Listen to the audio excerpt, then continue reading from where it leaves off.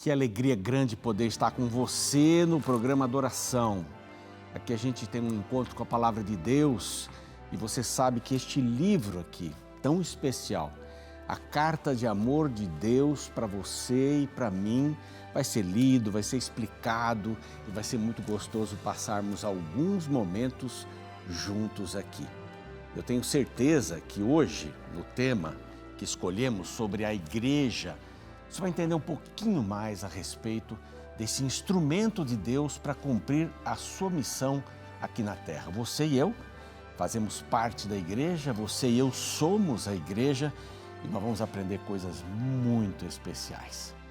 Nós voltamos já já com este tema e eu tenho certeza que Deus vai falar ao seu coração. Não saia daí, a gente já volta.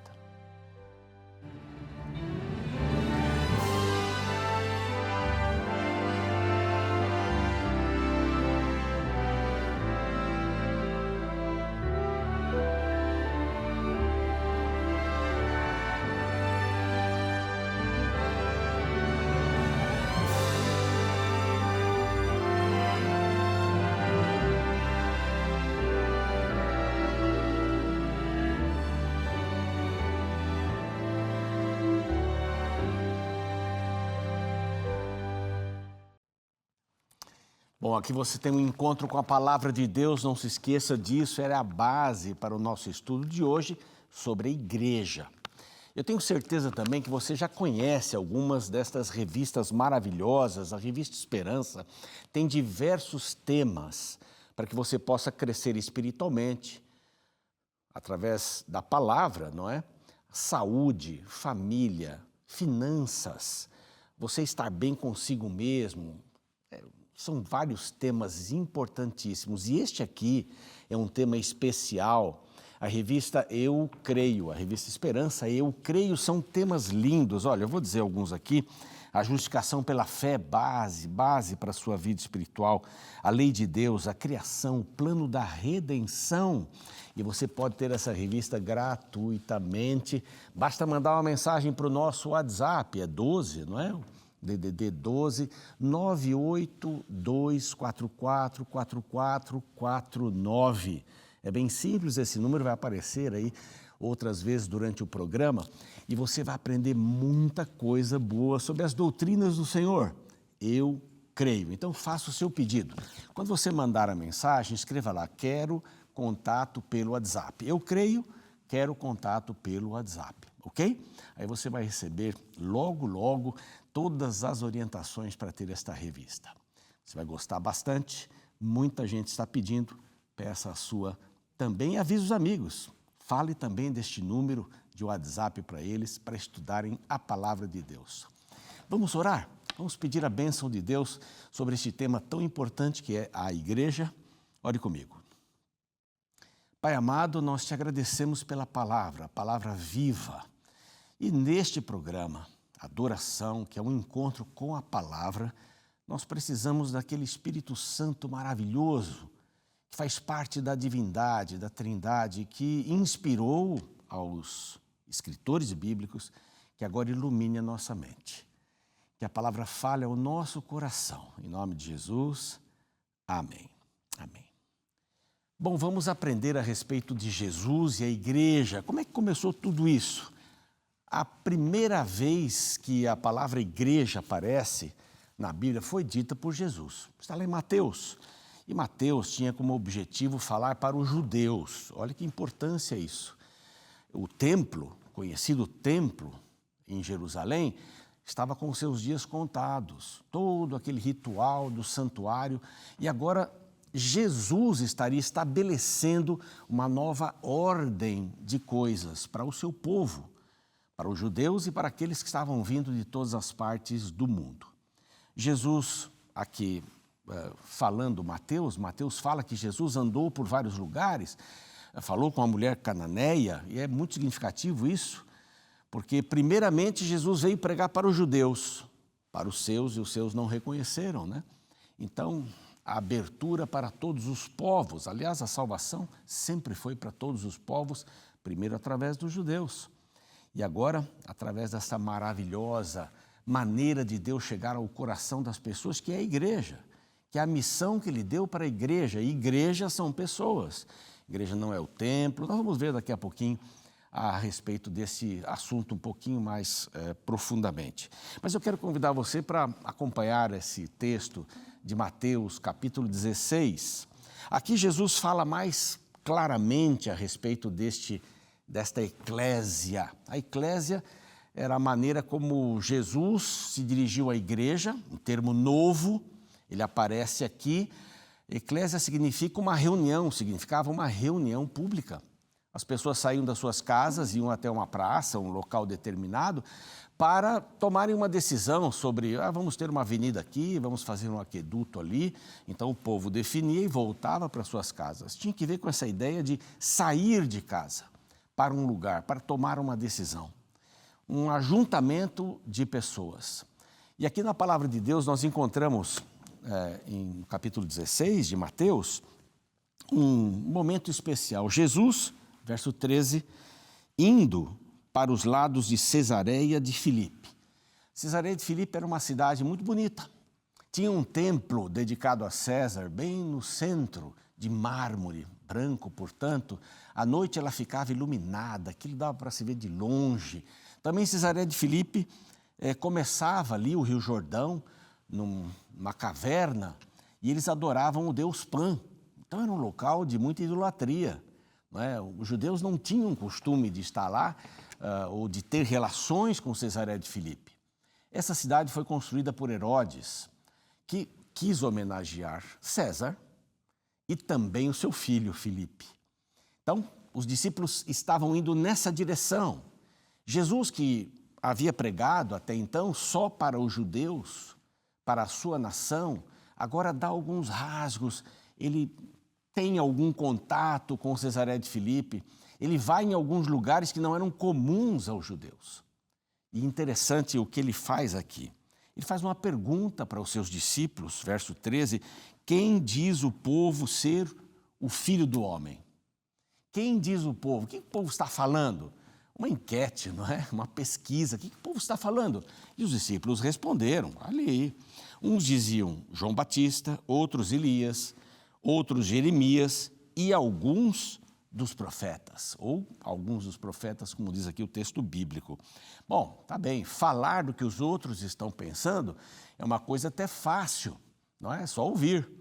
Mas aí Jesus faz uma pergunta mais profunda, porque o interesse dele é saber o que você e eu pensamos, o que está dentro do nosso coração. E ele diz, mas vós, verso 15, continuou ele, quem dizeis que eu sou? Aí então pega, não é? Quem é que vocês dizem que eu sou? Não é? O que está dentro do seu coração? Do coração de vocês? O que eu represento para vocês? Qual é a forma que vocês me veem? Isso é importante. A forma como nós vemos a Jesus é a maneira com a qual nos relacionamos com Ele. A forma como eu vejo uma pessoa é a maneira como eu me relaciono com ela. Se eu sou uma pessoa racista, vamos dizer, sou uma pessoa preconceituosa e vejo lá alguém de um outro gênero, não é, de uma outra cor da pele, digo assim, não, essa pessoa não é muito boa, porque lá no passado eu tive alguém assim, assado, etc. Eu posso e vou me relacionar com essa pessoa dessa maneira, com preconceito. Né? Mas se eu tive um amigo chamado André, não é? Um amigo que foi muito agradável para a minha vida e tal, e conheço um André, a primeira imagem que eu tenho é boa, é positiva. Então Jesus diz assim, o que vocês pensam de mim? Porque é dessa maneira que vocês se relacionam comigo. Isso é muito importante, hein? O que eu penso de Deus? Não é? Você tem medo de Deus? Alguém lhe disse que Deus está lá anotando seus pecados e não deixa passar nada, e você está lá tentando se esconder algumas coisas. Como é que você vê a Deus? Você vê a Deus como um Papai Noel, que está tudo bem, certo? Toma uma balinha aqui, está tudo certo, né? Eu, quando era garoto, a gente ia ver o Papai Noel uma vez por ano, né, no centro de São Paulo, e ele sempre dava uma balinha, não importava a resposta que a gente desse. Foi bonzinho? Mas ganhei uma balinha. Vai ser o ano que vem? Ok. Muita gente vê a Deus como um cão de guarda, não é? Um cão policial ali, com o seu faro infalível. Mas como é que você vê a Deus? É importante isso. para que eu possa ver a Deus na sua magnitude, eu tenho que passar pela sua palavra. Este livro vai me dizer quem é Deus. A natureza também vai dizer para mim quem é Deus, mas neste livro eu aprendo a salvação que Deus me dá. E a pergunta é, o que é que vocês dizem a respeito de mim? O que vocês falam? E aí, o silêncio, mas Pedro quebra o silêncio. Verso 16, Simão Pedro disse, respondendo, tu és o Cristo, o Filho do Deus vivo. Que resposta extraordinária! Tu és o Cristo, o Filho do Deus vivo. Cristo, o Messias, Filho do Deus vivo, é Deus conosco, Deus encarnado. Jesus já faz uma correção aí e diz, Pedro, não foi você que sozinho chegou a essa interpretação? Não, ninguém chega a essa interpretação sem o auxílio do Espírito Santo. Ninguém chega a essa interpretação sem ser tocado por Deus. Então, Pedro, não fique aí orgulhoso, porque você respondeu certo. Pedro gostava de responder as coisas rapidamente. Desculpe, mas Deus revelou isso para você. E esta é a base para todas as coisas. A base para a igreja. E vem aqui em seguida, né? Não foi carne nem sangue, etc. E o verso 8 diz assim, 18, também te digo que tu és Pedro, sobre esta pedra edificarei a minha igreja, que é uma compreensão que nós precisamos ter, hein? E as portas do inferno não prevalecerão contra ela. Bom, muitos olham esse texto e dizem assim, tá vendo? Pedro foi a base da igreja. E eu pergunto, como Deus poderia fazer de um ser humano pecador a base da sua igreja? Na realidade, Jesus fez um trocadilho aqui. Você é Pedro, pedra lascada, pedra da rocha, pedra que foi tirada da rocha. É isso que você é. Sobre esta declaração, eu estabelecerei a minha eclésia, a minha igreja, sobre esta declaração. Então, a igreja está estabelecida não em cima de um homem, mas em cima da declaração desse homem. Porque a igreja se baseia em Cristo Jesus. É essa a base. É isso que dá segurança.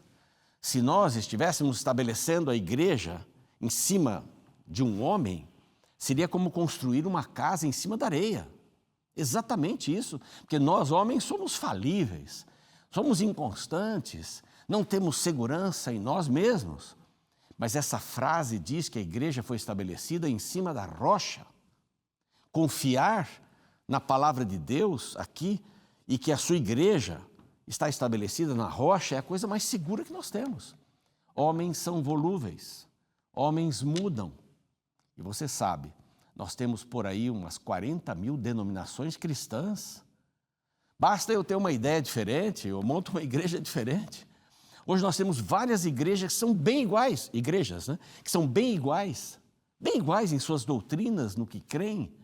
O que muda é o homem, quem dirige, e alguns aspectos. Mas isso é uma afronta.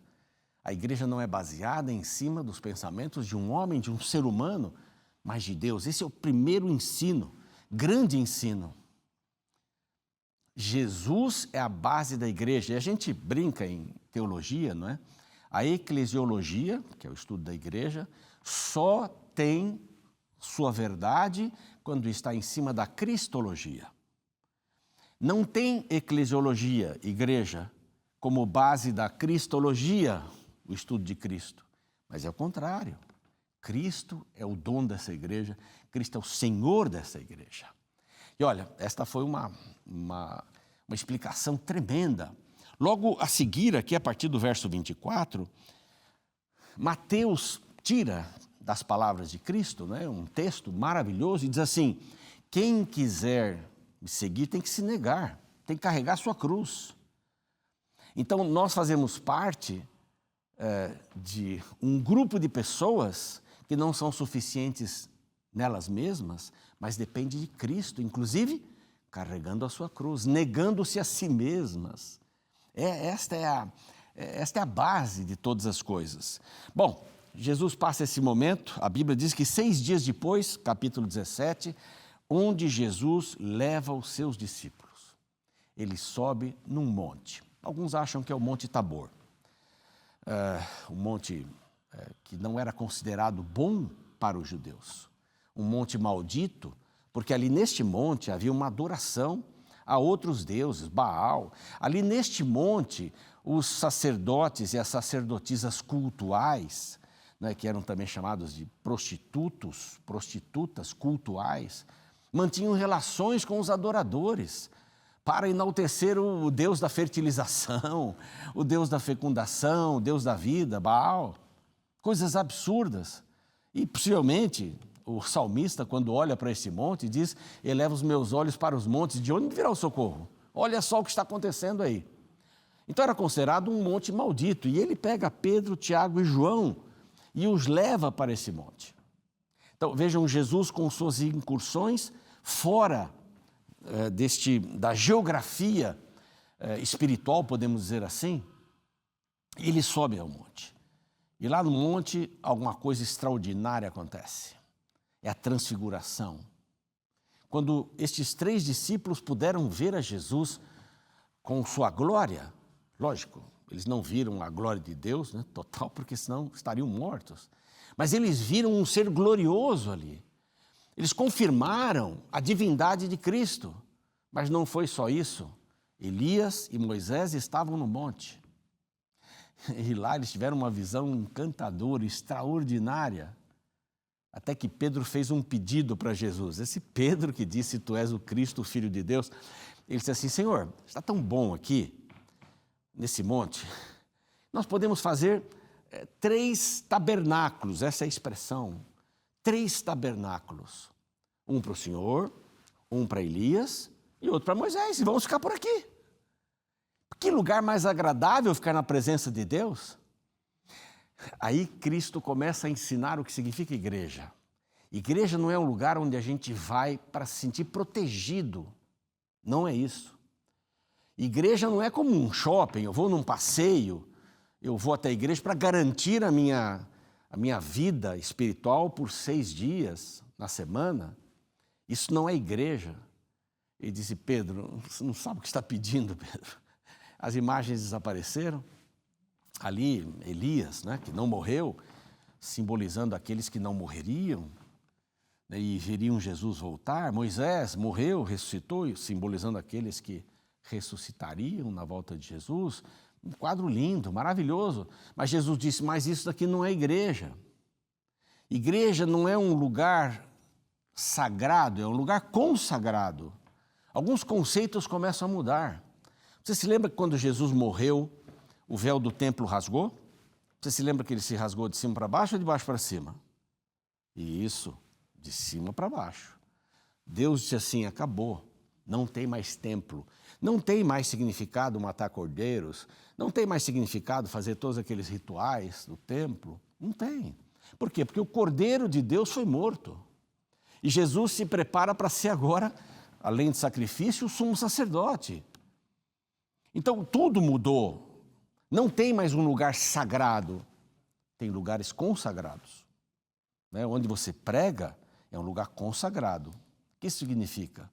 É um lugar que você vai pregar a palavra de Deus e vai ajudar as pessoas a mudarem de vida. Eu posso dar orientações de saúde aqui, de casamento, para o casamento feliz, para a educação de filhos, tantas outras coisas. E a igreja tem que ter este propósito.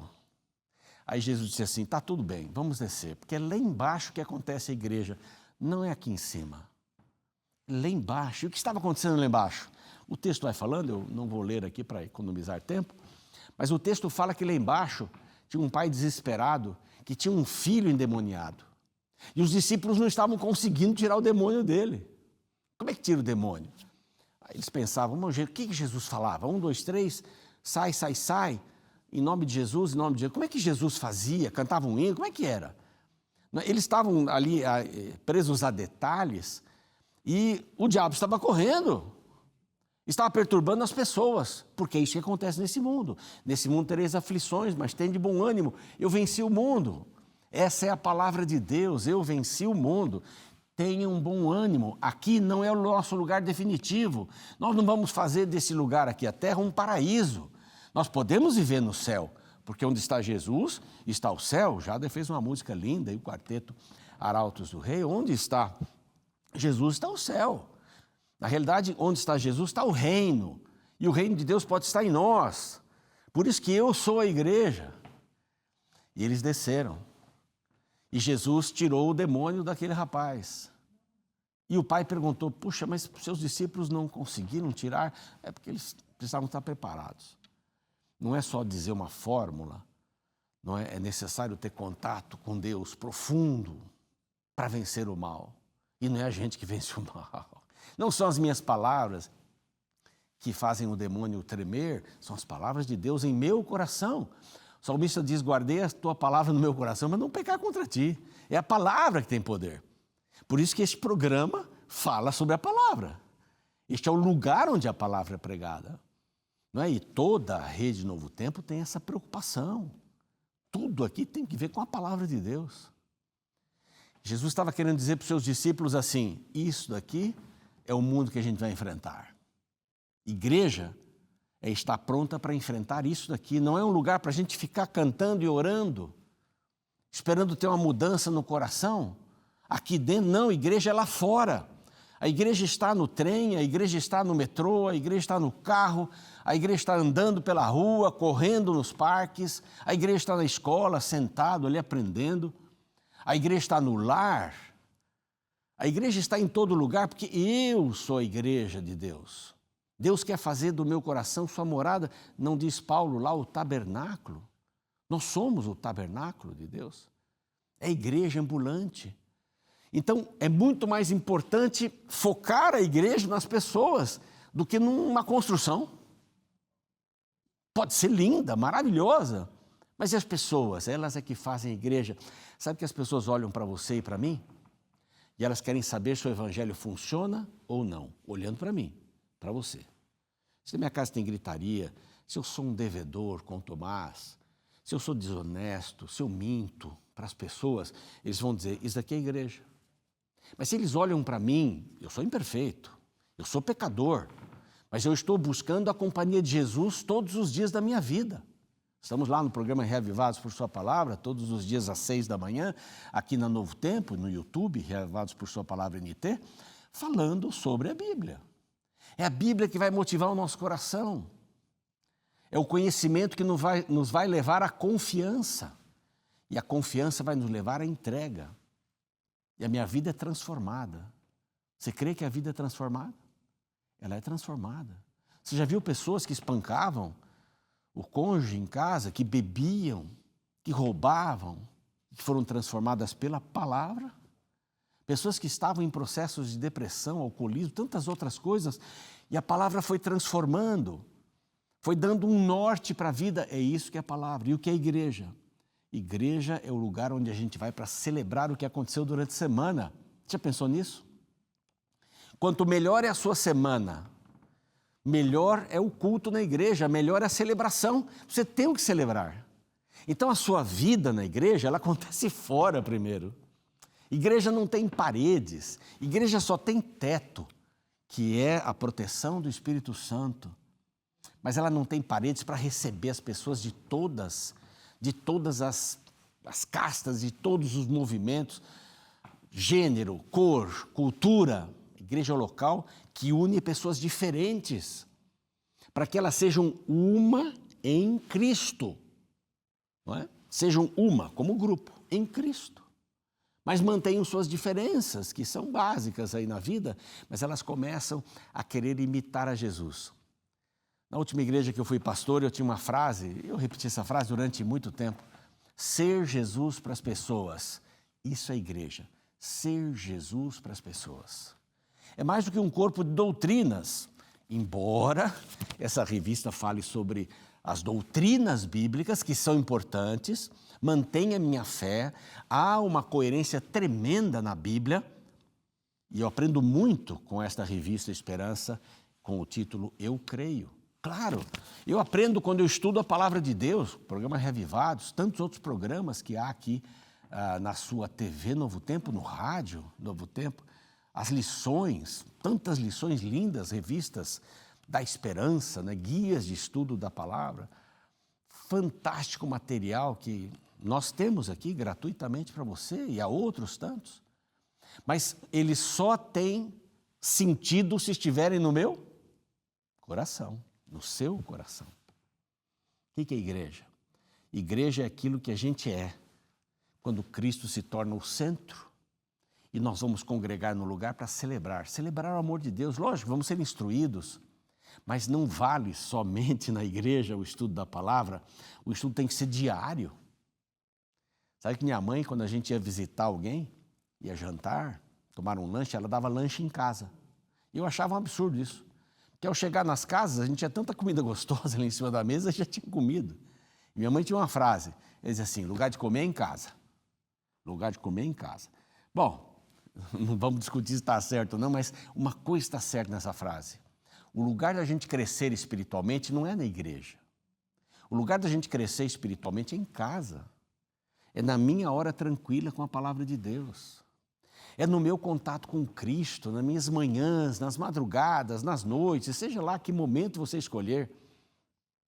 Este é o lugar mais importante para você crescer. A igreja complementa. A igreja não é tudo. Cristo é tudo. Cristo é tudo. E a igreja, ela precisa estar baseada em Cristo, na palavra. E uma vez entendendo isso, as ações daqueles que fazem parte da igreja, as ações em relação à comunidade são transformadoras. E aí uma igreja não cresce com aumento de número de membros, ela cresce quando a comunidade é transformada. Isso é um desafio tremendo. E eu quero convidar você a fazer parte desta igreja de Cristo. Lógico, vamos à igreja no sábado. Você não conhece nenhuma igreja? Procure lá, em nosso site, procure uma igreja perto de você. Congregue, encontre uma igreja. Vá lá, participe. Tem programas para jovens, para crianças, para todo mundo. Mas o essencial é que você entenda que igreja é quando eu saio dali. Eu saio dali, sou uma pessoa movida pelo Espírito Santo. Eu sou uma pessoa que estuda a palavra e prego a palavra. Eu sou Jesus para as pessoas. Meu desafio para você hoje é esse. Vamos ser igreja onde estivermos. No lar, que é o principal lugar, com meus filhos, cônjuge, meus queridos. Vamos ser igreja no escritório, vamos ser igreja na escola, na rua, na feira, nas viagens, nas férias. Vamos ser Jesus para as pessoas. Vamos orar, pedindo que esse verdadeiro senso de igreja nos acompanhe em toda a nossa vida. Pai amoroso, nós te agradecemos. Te agradecemos muito pelo teu amor, pelo teu cuidado. Nós temos a certeza absoluta que a tua palavra nos ensina a respeito da igreja. E nós queremos ser Jesus para as pessoas. Nós queremos viver esta verdadeira igreja, que é sermos semelhantes a Cristo, mini-Cristos. Dá-nos o Espírito Santo. Dá-nos, Senhor, a certeza da tua palavra em nosso coração. E abençoe a cada um de nós, em nome de Jesus. Amém. Fique na paz, fique em Cristo Jesus e até a próxima. Deus abençoe você. Até um próximo momento.